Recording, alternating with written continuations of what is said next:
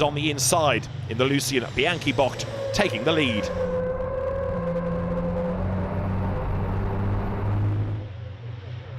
Behind them, René Reinert has problems. His top speed is too low. Halm, Kurber and Geniek pass him.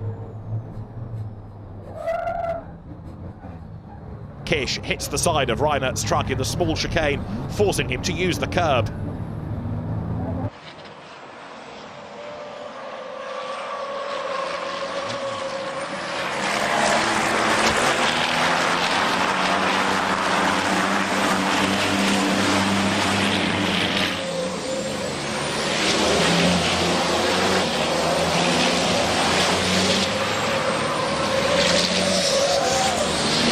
Hahn next to him, and this time Sascha Lentz stays ahead of Adam Lachko.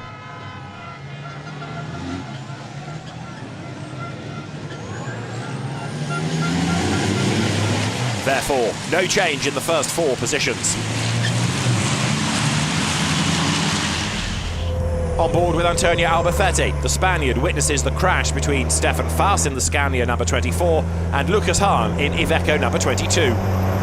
Air temperature and even less track temperature. Race 1 gets underway. However, it's under yellow flags due to the wet track.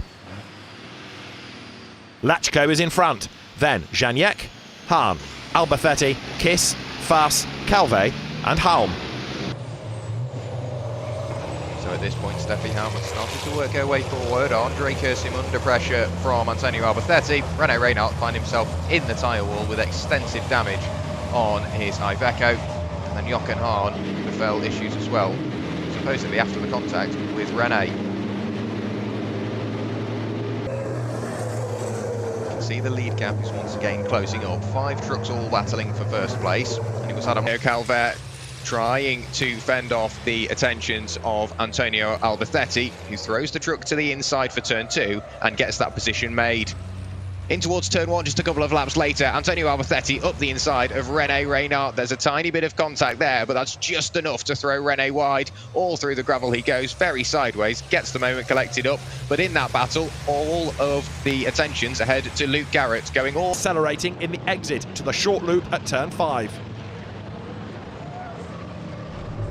Adam Lachko has problems too. He has to cut the Vidal chicane to avoid a collision with number 3 Jochen Hahn and Anthony Geniek. Steffi Halm attacks leader Sascha Lentz at the end of lap 1, passing number 30 in the Mercedes arena.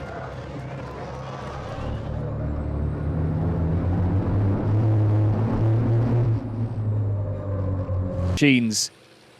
It was Jochen Hahn on pole position alongside Antonio Albacete, a pairing that is usually at the sharp end of the field, with Norbert Kish starting from 4th after receiving a penalty for impeding in qualifying. It was a good start for Shane Brereton in the number 17 machine, getting a good jump on Stefan Fass, but ideally at the front, Jochen Hahn would hold on to the lead despite some very frantic 2v2 stuff through the chicane line. There's contact between the two, and Reinert ends up off the road. Aggressive racing between the two former teammates.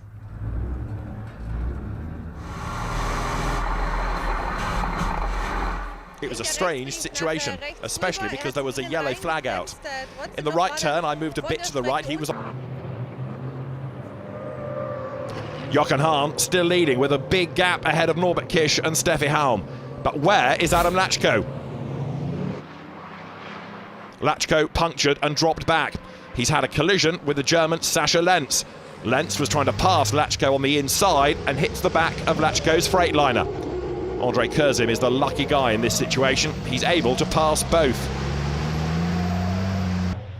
Lachko now has teammate Foreman in front of him. He's very unlikely to fight for his position, given what's at stake for Lachko. As expected, Foreman allows Lachko to overtake. He now has his teammate and Kish's Mercedes between him and Hahn.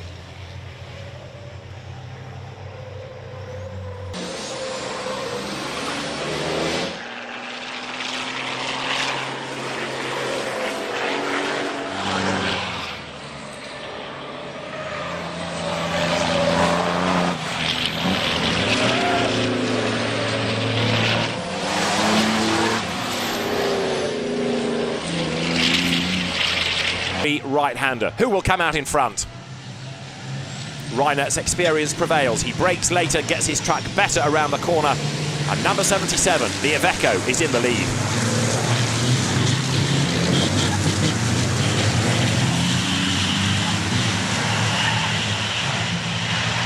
Steffi Halm in second is under pressure from Calve. 4 laps before the end, Calve tries to go around the outside at turn 12 and manages to get past the orange and white Iveco race truck.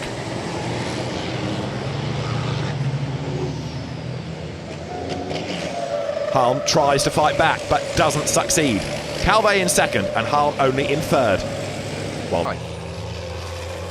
the lead gap massively opened up. Andre Kursim well and truly up the road from Steffi Halm. Antonio Alberthetti just sat behind with Norbert Kish hot on his heels.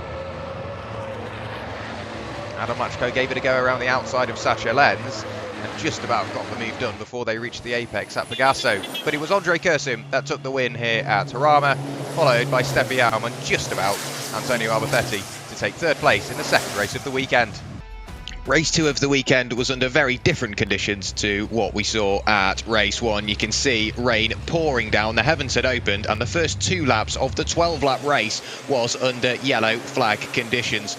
Only 2 laps later, however, we were back under green flag conditions and at full racing speed, with Steffi Halm leading the way ahead of Theo Calvert.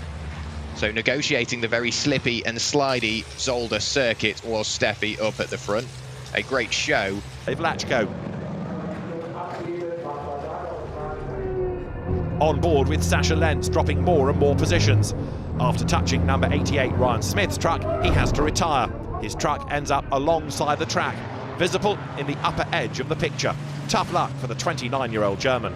At the finish line, Steffi Halm wins race 2 at the Nürburgring ahead of Jochen Hahn and Norbert Kish in third place. Norbert Kish eventually would get past the Tank Pool 24 machine. Well, that's not without this very hairy moment going up towards the chicane.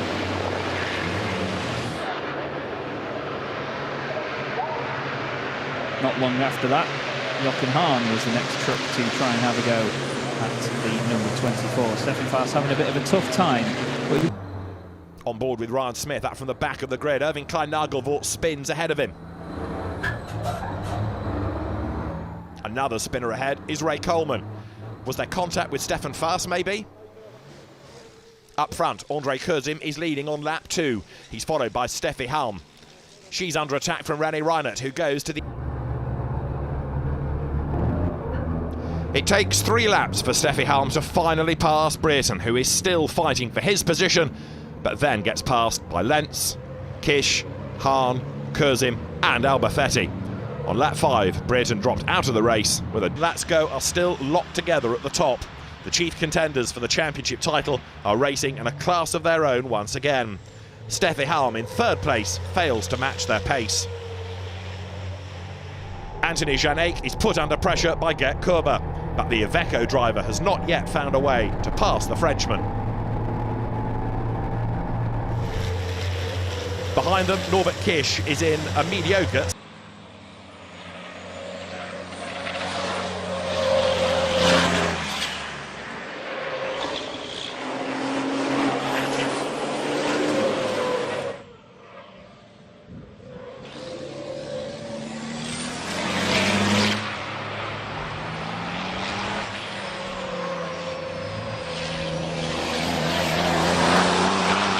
A clear advantage for Reinert after half a lap.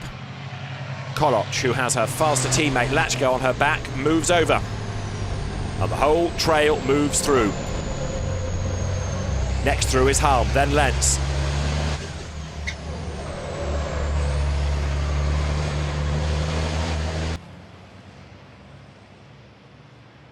The race is green, and Adam Lachko impressively shows that he's a master in these wet conditions.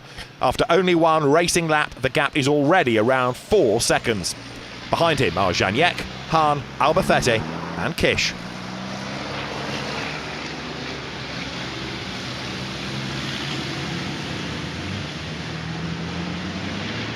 Road ahead of Lachko, who was fending off Jochen Hahn.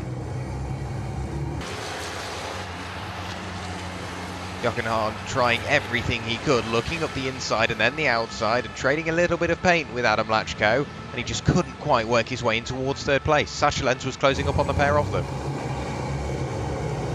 Here we can see Andre Kersin battling away with the young Frenchman of Théo Calvet. They were both door-to-door up the inside of Jamie Anderson at turn 1 and then focused his attentions on Sacha Lenz. He moved his way over to the outside, ready for Stern Voxbocht, but the rainy conditions are starting to catch a couple of drivers out. Alia Kolok found herself going over the grass just a few laps later. Steffi Helm at this point already in second place, but had quite the sizable gap back to René Reina. And number 88, Ryan Smith, things are going far worse for him than in qualifying, as he dropped to last place after a spin at turn 2. Here we see him fighting with number 12, Frankie Wojciech from the Czech Republic. The two finish 11th and 12th and fail to pick up points.